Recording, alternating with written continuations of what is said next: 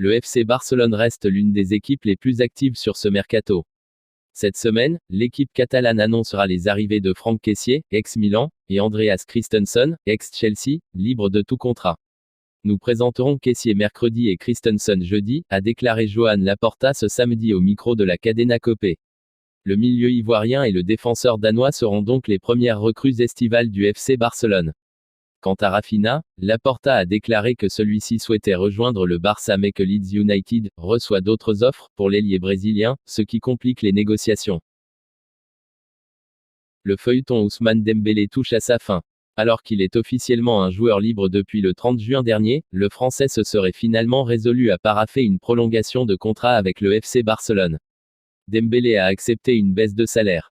Selon une information du quotidien Sport, l'international tricolore a accepté les conditions qui lui ont soumises les responsables blaugrana. Il est d'accord pour percevoir un salaire inférieur à celui qu'il touchait précédemment. D'après plusieurs sources concordantes, il touchera désormais 8 millions d'euros, plutôt que 12 millions d'euros. Au micro de Cadena COPE, ce samedi soir, Joan Laporta, le président barcelonais, n'a pas confirmé la nouvelle quand il a été interrogé à propos de Dembélé. Il a juste lâché ce qu'il ne cesse de répéter depuis plusieurs mois, à savoir que le champion du monde prolongera, s'il accepte les conditions qui lui sont proposées. Dembélé va rempiler de 2 ans. Le nouveau bail de l'ancien Rennais le verra rester au Barça jusqu'en 2024. Le FC Barcelone a 2 noms sur sa liste de cibles prioritaires, Robert Lewandowski et Raphinha.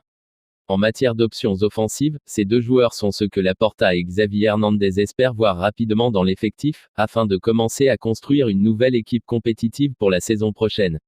Sans aucun doute, le Brésilien est la vedette d'un club qui a fait attendre plusieurs équipes dans les coulisses. Outre les géants catalans, le PSG, le Bayern Munich et Chelsea seraient tous intéressés. Récemment, tout semblait se faire avec les Blues pour un montant proche de 70 millions d'euros. Cependant, un rebondissement insoupçonné a rapproché l'ailier du Camp Nou. Et comme l'a avancé Gérard Romero dans Gigante, le Barça et Leeds sont très proches de conclure un accord pour un chiffre inférieur, 60 millions d'euros. Soit 10 millions de moins que le montant proposé par l'équipe anglaise. En outre, le journaliste a avancé que les 2 parties ont convenu d'un salaire de 6 millions net par saison et que le footballeur a rejeté une offre très importante de Newcastle. Son agent, Deco, a été une pièce fondamentale dans cette opération. Le Portugais sait ce que c'est que d'être un joueur du Barça et a insisté auprès de son client pour qu'il opte pour le projet du club catalan. En effet, la priorité de l'ailier a toujours été de rejoindre l'Espagne, mais il avait peur d'attendre si longtemps le Barça qu'il finisse par ne pas signer. La source précitée a assuré que le mode de paiement se fera en 3 versements, ce qui a été convenu entre les Anglais et les Catalans.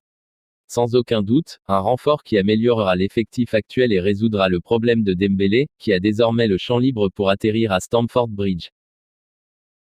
Joan Laporta, le président du FC Barcelone, a évoqué ce samedi le dossier Frenkie de Jong, annoncé depuis plusieurs semaines dans le viseur de Manchester United.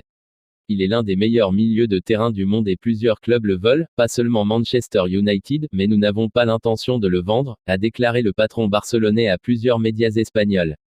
Il a également reconnu que le Néerlandais veut rester au Barça la saison prochaine, il veut rester et je vais faire tout ce qui est en mon pouvoir pour le garder, mais c'est aussi une question de salaire et nous devrions résoudre cela.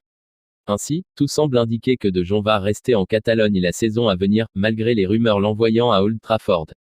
Pour rappel, United était prêt à dégainer une offre à hauteur de 75 millions d'euros pour s'offrir les services de Frenkie de Jong, qui était la priorité d'Erik ten Hag pour son entrejeu. Merci pour avoir regardé la vidéo du début jusqu'à la fin, n'hésitez pas de vous abonner et de partager mes contenus avec vos amis.